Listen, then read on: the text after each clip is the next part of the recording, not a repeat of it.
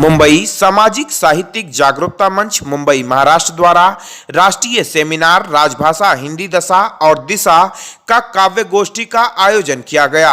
कार्यक्रम की अध्यक्षता सुधाकर मिश्र व कवित्री प्रमिला पांडे बतौर मुख्य अतिथि उपस्थित रहे। कार्यक्रम का संचालन डॉक्टर उमेश शुक्ला ने किया। कार्यक्रम में डॉक्टर कृपाशंकर मिश्र, संजय सिंह चंदन, भोलानाथ तिवारी, नंदन मिश्र त्यागी, लाल बहादुर यादव आदि विशिष्ट लोग उपस्थित रहे। हिंदी में उसका अनुवाद आता था और उसमें बड़ी त्रुटियां होती थी, उसको संशोधन करने में कई बार जो है बड़ा प्रयास करना पड़ता था।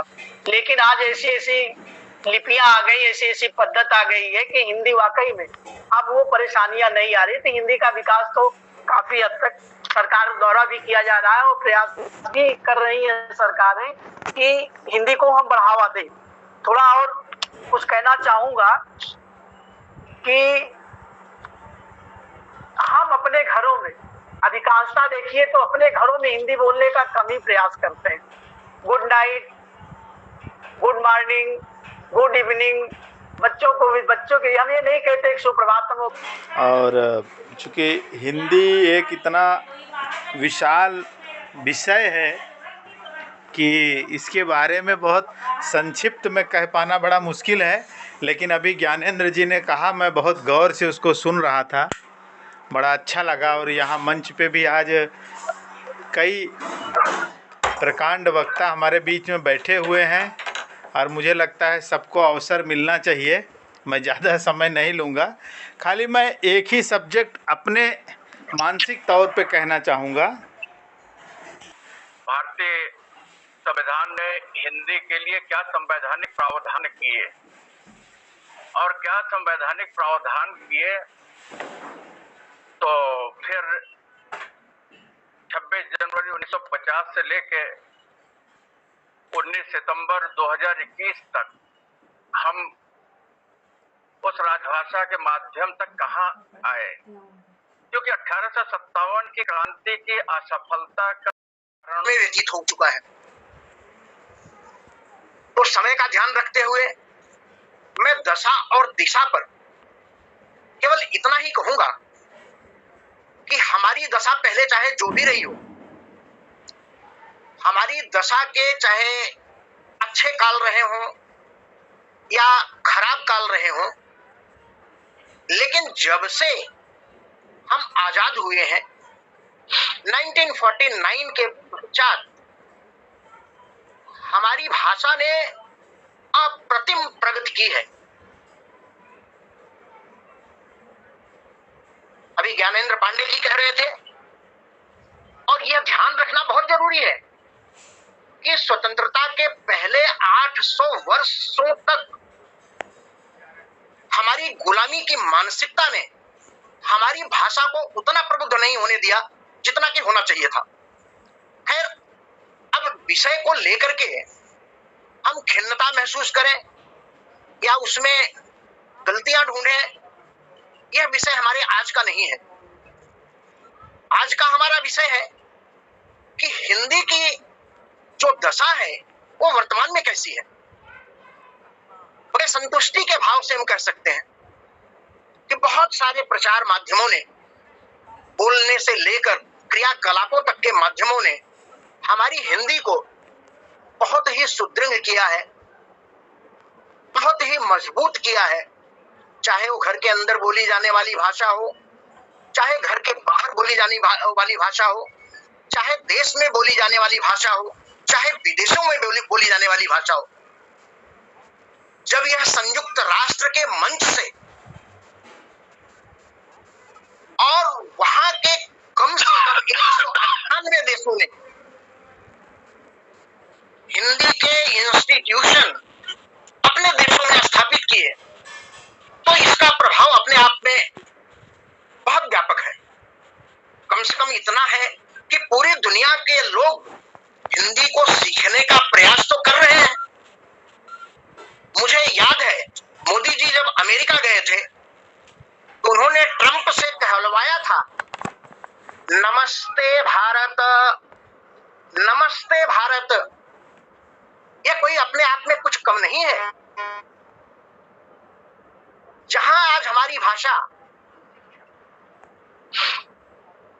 इतनी सामाजिक साहित्यिक जागरूकता मंच के प्रबुद्ध साहित्यकार और संचालनकर्ता हमारे संस्था के उपाध्यक्ष एवं प्रवक्ता डॉक्टर उमेश चंद्र शुक्ला जी का मैं विशेष रूप से अभिवादन करता हूं। हमारे संस्था के महासचिव जो वास्तव में हम सबके जागरूकता के मूल बिंदु हैं, जिनके एक शब्द से पता नहीं जागरूकता का कितने अंश समाहित हो जाता है, वैसे मनीषी हमारे माननीय डॉक्टर कृपाशंकर मिश्र जी और संस्था के बजरंग बली कहिए या हनुमान कहिए, हमारे संस्था के अध्यक्ष माननीय डॉक्टर भोलानाथ तिवारी जी मूर्धन्य जी, जिनके अथक प्रयास से आज के कार्यक्रम का आयोजन हुआ। मैं इनके साथ साथ आज के मुख्य अतिथि डॉक्टर सुधाकर मिश्र जी का और आज की अध्यक्षता कर रहे हैं डॉक्टर सुधाकर मिश्र जी का और हमारी मुख्य अतिथि आज की माननीय प्रमिला पांडे जी का मैं विशेष रूप से आभारी हूं और आभार व्यक्त करता हूं। हमें विश्वास है कि आज का कार्यक्रम अनंत चतुर्दशी के दिन विशेष रूप से और विश्वकर्मा जयंती के साथ विशेष रूप से और रविवार जो सूर्य का दिवस है, सूर्य के तरह आज के कार्यक्रम को ये प्रकाशमान करता है भारत को। हम ऐसे कार्यक्रम के लिए आप सभी आमंत्रित प्रबुद्ध जनों का हार्दिक आभार व्यक्त करते हैं, अभिनंदन करते हैं, वंदन करते हैं। आज के कार्यक्रम में राष्ट्रभाषा, सबसे पहले हम जानना चाहेंगे कि राष्ट्रभाषा का मूल अर्थ क्या है। राष्ट्रभाषा राष्ट्र में समस्त राष्ट्रीय तत्वों को व्यक्त करने वाली भाषा, जो राष्ट्र में भावनात्मक एकता कायम रखने में महत्वपूर्ण भूमिका अदा करती है, उसको हम राष्ट्रभाषा बोलते हैं। जिसमें हिंदी सार्वजनिक रूप से बहुसंख्य आबादी को लिखने, पढ़ने, बोलने और सुगम और व्यापक शब्दार्थ के लिए माना जाता है, इसलिए हम इसे राजभाषा तो जानते हैं। इस राजभाषा का प्रयोग वास्तव में देश की आजादी से पहले, आजादी के लड़ाई में नेताजी सुभाष चंद्र बोस, महात्मा गांधी के कई साधो बहुत कमाई, ओकरा मालिक सभी बनल है, बेटी बेटवा भाई, फिर भी तेरा चैन न पावे, मनवा नाचे काम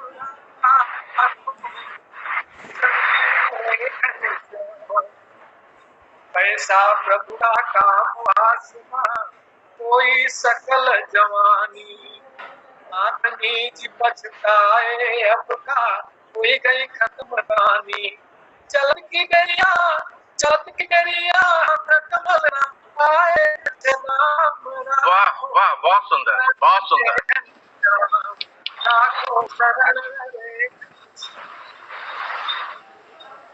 बहुत खूब।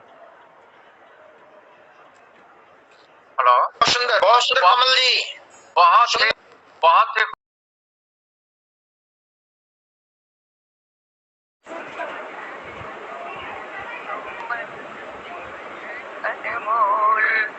बहुत बहुत धन्यवाद, बहुत बहुत आभार आप सभी का, बहुत बहुत साधुवाद। धन्यवाद प्रमिला पांडे जी। दीदी, बहुत अच्छा लगा आप आए, अपने बहुमूल्य विचारों से अवगत कराया और आपने अपनी रचना पढ़ी। अब क्रम को आगे बढ़ाते हुए मैं इस आयोजन के अध्यक्ष डॉक्टर सुधाकर मिश्र, परम आदरणीय बाबूजी से आग्रह करता हूं कि कृपया वो अपना वचन दें। डॉक्टर आज की मुख्य अतिथि डॉक्टर प्रमिला पांडे जी, संचालक डॉक्टर उमेश जी, संजय सिंह जी, वरिष्ठ साहित्यकार कृपा शंकर मिश्र जी, ज्ञानेंद्र पांडे जी, नंदन मिश्र जी, लाल बहादुर यादव जी, वीरेंद्र यादव जी, सबको मैं प्रणाम करता हूं। ये सामाजिक और साहित्यिक जागरूकता मंच ने आज मुझे जो मंच दिया, इसके लिए मैं उन्हें हृदय से धन्यवाद देता हूं। संस्था फले फूले बढ़े और जिस संस्था में उमेश जी जैसे, कृपा शंकर मिश्र जैसे, स्वयं उसके संचालक, सेक्रेटरी, ये लोग ऐसे परिश्रमी लोग हों, महत्वपूर्ण लोग हों, तो वो संस्था तो चलेगी। मित्रों 2 घंटे से बैठा हूँ, इसलिए कमर कह रही है कि बेटा अब आराम कर, 1-2 मिनट बोल कर, नहीं तो खड़ा नहीं हुआ जाएगा। तो मैं कुछ बोलूंगा हिंदी के बारे में। देखिए, यहाँ 2 विचार आए सामने।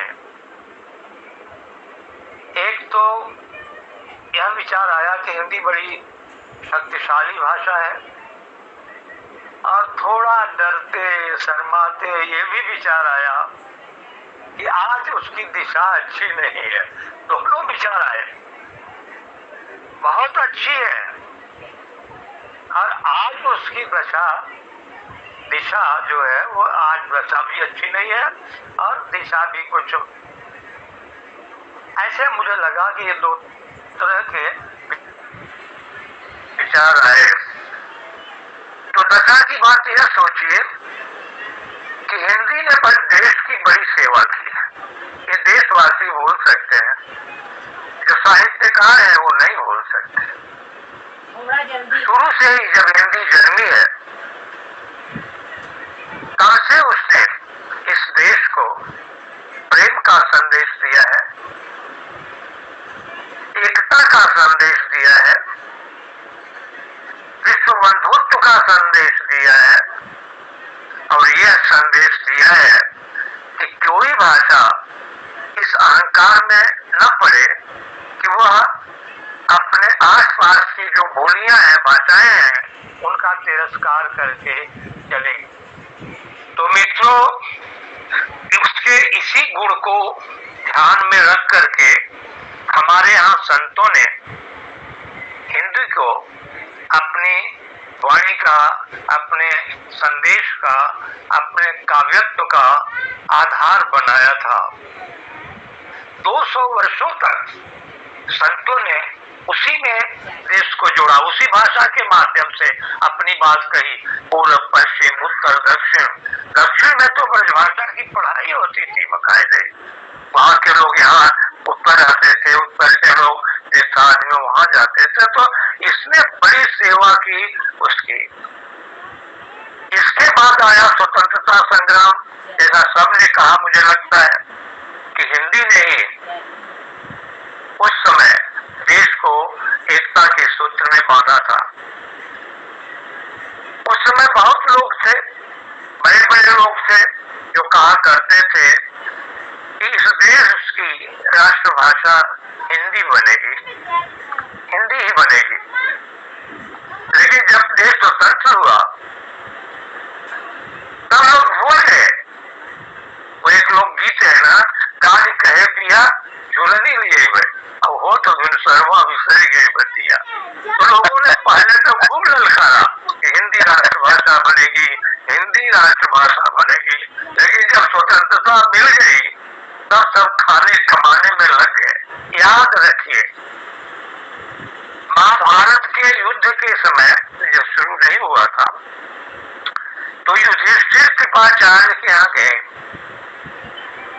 बोले आप हमारी तरफ से रहिए, कृपा आचार्य। इस कार्यक्रम के प्रायोजक हैं गायत्री टूर एंड ट्रैवल्स। त्योहारों का मौसम हो या छुट्टियों का सीजन, ऑफिस वीकेंड हो या गांव की दौड़, देश भर में कभी भी कहीं भी संपर्क करें गायत्री टूर एंड ट्रैवल्स, जो चले हर कदम आपके साथ।